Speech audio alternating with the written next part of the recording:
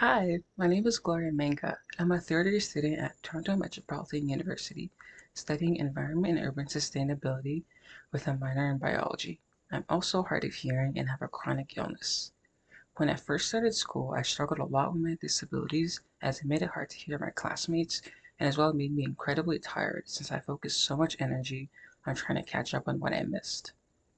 Ever since I was a kid, I've wanted to be a scientist and work with animals. I would always beg my parents to bring me to the animal shelter to volunteer with cats every weekend. I grew up admiring Jane Goodall and Jacques Cousteau and would always watch their documentaries. As I grew up, I had a fantastic support system in elementary school and high school with my friends, teachers, and parents. And anyone who knew me knew I was obsessed with working with animals. But when I got to university, I didn't know what supports were available to me and I had to advocate for myself in terms of my disability.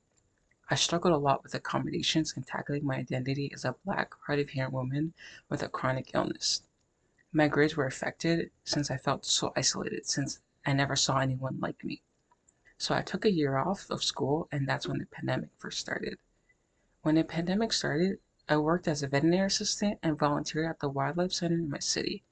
I learned American Sign Language and started learning about disability studies and how to advocate for myself, and got involved in science communication, where I published an article on fermentation. I also did field work with sharks in Miami and started doing ballet. I immersed myself in exploring different avenues in science research and reading various articles on marine science research and Black deaf women's experiences in academia. With online movements such as Disabled in STEM and Actual Living Scientists, and organizations supporting Black women in STEM, I met outstanding scientists and clinicians from biomedical research to marine biology who were also disabled and struggled in a regular academic environment.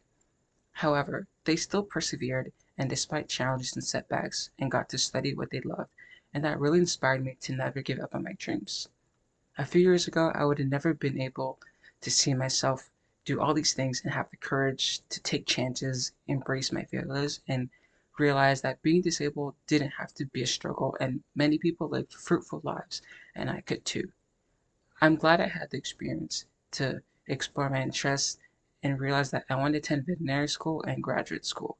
I've learned to trust my gut and that there's more than one way to contribute to science and wet lab work and traditional research.